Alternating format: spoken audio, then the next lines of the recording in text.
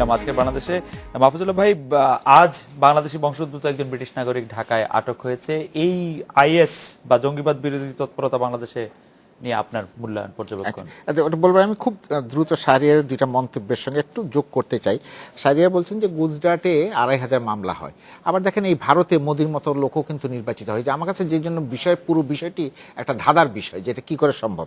আর আরেকটা হচ্ছে শাহরিয়ারের মধ্যে একটা কথা বলেছিলাম যে মানে সঠিকভাবে শুনে থাকি, সেটা হচ্ছে যে তিনি বলছেন যে এখন এটা হওয়া উচিত সংখ্যালঘু সংরক্ষণ আইন, যে নামই দিন আলাদা আইন হতে হবে। আমি মনে করি যে এই ধরনের আইন সংখ্যালঘু যারা, তাদের জন্য আরো বিপজ্জনক আইন হিসেবে উপস্থাপিত হবে এবং তারা আরো বেশি পজিটিভ ডিসক্রিমিনেশনের ভিকটিম হবেন। আপনি তখন চিহ্নিত করে দেবেন যে তখন এটার একটা নেতিবাচক দিক। আর ওই যে আইএস এর ব্যাপারে, এগুলো ছোটখাটো ঘটনা ঘটতেই থাকবে। আপনার এখানে দুইটা বিষয় আছে কিন্তু। এক নম্বর হচ্ছে যে বাংলাদেশের যেই তরুণরা এর সঙ্গে জড়িত হয়েছে বলে পুলিশ দাবি করে, এই তরুণরা দেখেন খুব মজার। এই তরুণরা কিন্তু আমার আপনার চেয়েও কিন্তু বিত্তবান পরিবারের সন্তান, মানে উচ্চশিক্ষিত বিশ্ববিদ্যালয়ের ছাত্র। তারা হয়তো মনে করছে যে এই ধরনের বিশ্বাসের সঙ্গে সম্পৃক্ত হলে তার জীবনটি সার্থক হবে। যেমন আমি এটাকে বলি, একসময় আমরা কিন্তু যে রাজনীতি করতাম, মার্ক্সবাদী রাজনীতি, সেখানে বিপ্লবের কথা বলা হতো, সশস্ত্র বিপ্লবের কথা বলেছি। তখন বুর্জোরা বলতো যে এটা একটা সন্ত্রাসী কর্মকাণ্ড, কারণ তারা সশস্ত্র বিপ্লবের কথা বলে। এখন এগুলো হচ্ছে সবই আদর্শগত অবস্থান।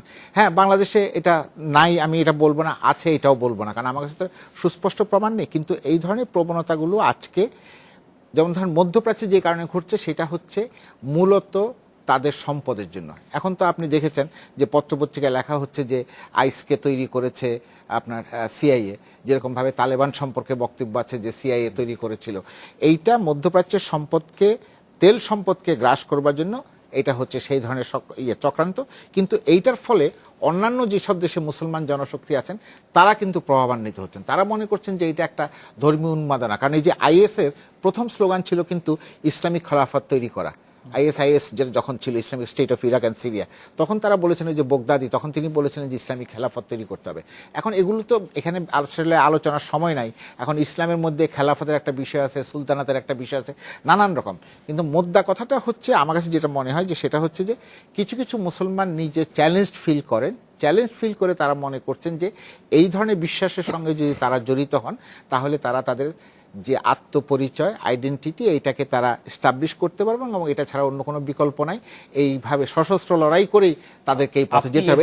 এটা তো কেউ কেউ মনে করে। এদের মধ্যে আপনি কোনো রাজনৈতিক ইন্ধন দেখেন, কোন দলের বা কোনো গোষ্ঠীর? বাংলাদেশে আমি মনে করি না যে এইটা আপনি ওই মানে গ্লোবাল এবং আইডিওলজির বিষয়। আমি এইভাবে দেখি। শাহরিয়ার ভাই, আপনি যদি না, গ্লোবাল ব্যাপারটা বললে এটা তো ওহাবিবাদ।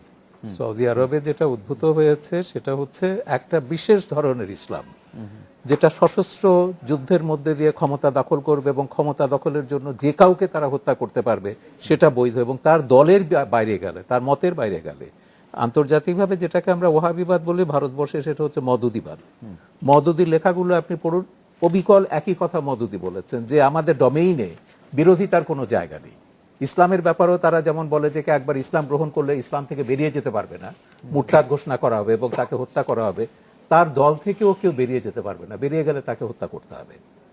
তার মতের সঙ্গে না মিলে 71-এ আপনি দেখুন, তার চূড়ান্ত বহিঃপ্রকাশ আমরা 71-এ দেখেছি। মুক্তিযুদ্ধের সময় জামাতের মূল স্লোগানটা কি ছিল? যে পাকিস্তানের বিরোধিতা করা হচ্ছে ইসলামের বিরোধিতা করা, ইসলাম এবং পাকিস্তানকে রক্ষার জন্য জেহাদ করতে হবে। এই যে জেহাদি উন্মাদনা তারা যেটা তৈরি করেছে, সেটা আমরা ধারাবাহিকভাবে এখন আইএস এর ব্যাপারে কিংবা আপনার যেটা আল কায়দার ব্যাপারে মাহফুজুল্লাহ যেটা বলেছে, এটা তো আমি বহু বছর ধরে এগুলো লিখছি। আমেরিকা, সিআইএ, আইএসআই এবং পাকিস্তানের গোয়েন্দা সংস্থা, আমেরিকার গোয়েন্দা সংস্থা এবং আরবের যে সৌদি গোয়েন্দা সংস্থা, তারা কিভাবে মিলে ঝুলে এই আল কায়দা তৈরি করেছে, সন্ত্রাসী তৈরি করেছে। এমনকি এবার যে গতবার আমরা যে ইয়েতে দেখলাম, এই যে কদিন আগে গাজাতে যেটা হলো, মধ্যপ্রাচ্যের কাগজে বেরিয়েছে ইসরায়েলি ইন্টেলিজেন্স এবং সৌদি ইন্টেলিজেন্স একসঙ্গে বসে গাজাতে হামলার পরিকল্পনা করেছে। এই যে জিনিসগুলো যেটা সৌদি আরব যেটা করছে এখন, বিশ্বব্যাপী একটা প্যান ইসলামিক তাদের যে জেহাদি যে নেটওয়ার্ক তারা গড়ে তুলেছে, বিশাল অর্থ ভাণ্ডার তাদের। আমার এই যে আলটিমেট জেহাদ ছবিতে আমি সেখানে একজন সৌদি গবেষকের ডক্টর ইরফান আল আলাভি বলছেন যে সৌদি আরব এবং মধ্যপ্রাচ্যের দেশগুলো 2008 সালে জামাত ইসলামী এবং মুসলিম ব্রাদারহুডকে 50 বিলিয়ন পাউন্ড দিয়েছে, এবং সেটা হচ্ছে ফোকাসিং অন সাউথ এশিয়া। এই দক্ষিণ এশিয়া তাদের তৎপরতা চালাবার জন্য। এইখানে এই যে তরুণরা, আপনি ব্রিটিশ যে এশিয়াটা দেখলে যে কি, সে কিন্তু মাহফুজুল্লাহ যেটা বললো ওইটা যেমন একটা আছে আইডেন্টিটি ক্রাইসিস, আত্মপরিচয় সংকট, সেখানে সে বঞ্চিত হচ্ছে ওই সমাজে, পশ্চিমা সমাজে। কিন্তু একই সঙ্গে যেটা হচ্ছে টাকা, আপনি যেভাবে গেলে এই টাকাটা পাচ্ছেন, এই সুযোগ সুবিধাগুলো আপনি পাচ্ছেন। বাংলাদেশে আপনি চিন্তা করুন, যখন আফগান যুদ্ধে যখন অংশগ্রহণ করলো, হাজার হাজার তো এখান থেকে গেছে, হারকাতুল জিহাদ আমার ছবিতে আছে, 5,000 সেখানে গিয়েছিল। কেন গিয়েছিল? শহীদ হলে আপনি এটা পাবেন, গাজী হলে আপনি এটা পাবেন। না, স্যার, একটা ছোট্ট ছোট্ট তারপর তো বেহেশত তো না, আপনার কারণ এই আছে। যে হিজবুত তাহরির এবং এই যে আইএস এর সঙ্গে আমাদের সমাজের যে সমস্ত ছেলেরা জড়িত হচ্ছে, এরা কি অর্থের জন্য? কারণ এরা কিন্তু অর্থের পাশে মানে তো দর্শনটা, আমি বিত্তবান তো শুরুতেই বিত্তবান পরিবার বলেছি, থেকে এসেছে, মাহফুজুল্লাহ। মোটামুটি সচ্ছল পরিবারের সেটা সন্তানেরা। আমি বলছি, অর্থ তো একটা আছে, কিন্তু তার সঙ্গে সবচেয়ে বড়টা হচ্ছে দর্শন, ফিলসফি। মাহফুজুল্লাহ যে কমিউনিজমের কথা বলছে, মার্ক্সবাদের কথা বলছে, এখন সোভিয়েত ইউনিয়নের পতনের পর এই যে বিশ্বব্যাপী আমেরিকার যে হেজিমনি, আধিপত্য, এটাকে মোকাবেলা করবার কেউ নেই। এখন সেই শূন্যতাটা পূরণ করেছে ওহাবিবাদ, সেই শূন্যতা পূরণ করছে এই যে জঙ্গিবাদ, মৌলবাদী সন্ত্রাস যেটা।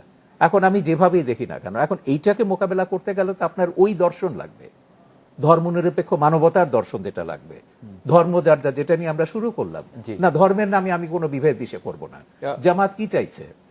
মনোলিথিক মুসলিম রাষ্ট্র, এইটাই হচ্ছে, সে পাকিস্তান হোক, আফগানিস্তান হোক, বাংলাদেশ হোক। আমি একটু জনাব কাজল দেবনাথ আপনার কাছে আসবো, যে আমরা দেখছি যে আদর্শের কথা বা রাষ্ট্রীয় বৈশ্বিক আদর্শের কথা দুজন আমাদের সম্মানিত প্যানেল আলোচক বললেন, সেইটা এক ধরনের বঞ্চনা থেকে সৃষ্টি হয়েছে। তা ধর্মীয় সংখ্যালঘুরা যদি এই দেশে নিজেদেরকে বঞ্চিত মনে করেন, তাহলে তাদের মধ্যেও এই ধরনের কোনো কিছু সৃষ্টি হওয়ার সম্ভাবনা কি আপনি দেখেন কিনা? আমি দুজনের কথা থেকে আসি। সারিয়া ভাই যেটা বলছিলেন সংখ্যালঘু সংরক্ষণ আইন, একটা কথা বলেছেন, এবং মাহফুজুল্লাহ ভাই এটাকে বললেন যে এটি এই জাতীয় আইন হলে আমরা আরো ক্যাপটিভ হয়ে যাব। আমার ধারণা। এখন আমি যে কথাটি বলতে চাই, একটা ছোট্ট, মানে আসলে এই একটা ফিলসফি আছে।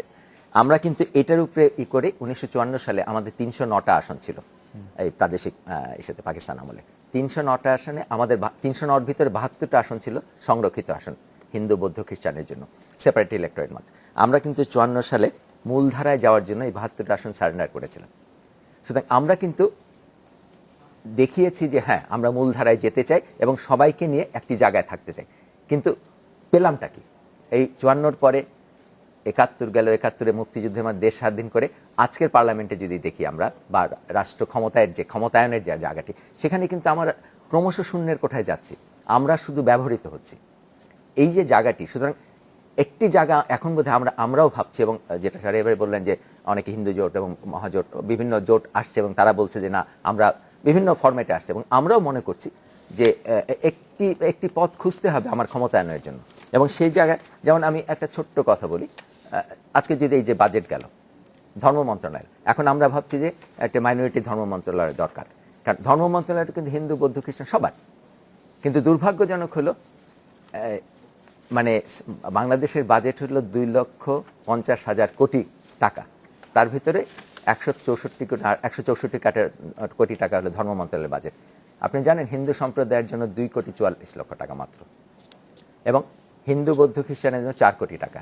মাথাপিছু যদি আমি, ঠিক আছে সংখ্যা আমি মানে পরিমাণে কম পাবো, সংখ্যাগুরুর জন্য মাথাপিছু 11 টাকা, আর ধর্মীয় সংখ্যালঘুর জন্য মাথাপিছু 3 টাকা। এটা কোন যুক্তি? এই অধর্ম তো ধর্ম মন্ত্রণালয়ের থাকার কথা না। হজ, আমরা কালকে হজে যাচ্ছি, হজের জন্য 44 কোটি টাকা রাখা হয়েছে। তীর্থযাত্রার জন্য হিন্দু, বৌদ্ধ, খ্রিস্টানের জন্য 1 টাকাও নেই, আজও নেই, গতকালও ছিল না, কোনোদিনও ছিল না। এটি তো কোনো সাম্যের কথা না। সুতরাং আমি সাম্যের দিকে যাব, সংখ্যাগুরুরা আমার উপরে এই বিষয় প্রতি পদে আমি একেবারে পিন পয়েন্ট করে বলতে পারি মাহফুজুল্লাহ ভাই, আসলে এই জায়গাগুলোতে, এবং এটি যে আমি বলবো যে খুব বড় বিষয় না, যদি আমাকে মানে আনুপাতিক হারে দিত 17 থেকে 20 কোটি টাকা দেওয়ার কথা, 2,2,00,000 কোটি টাকার ভিতরে 20 কোটি টাকা তো কোনো বিষয়ই না। কিন্তু মাইন্ডসেটে হচ্ছে আমি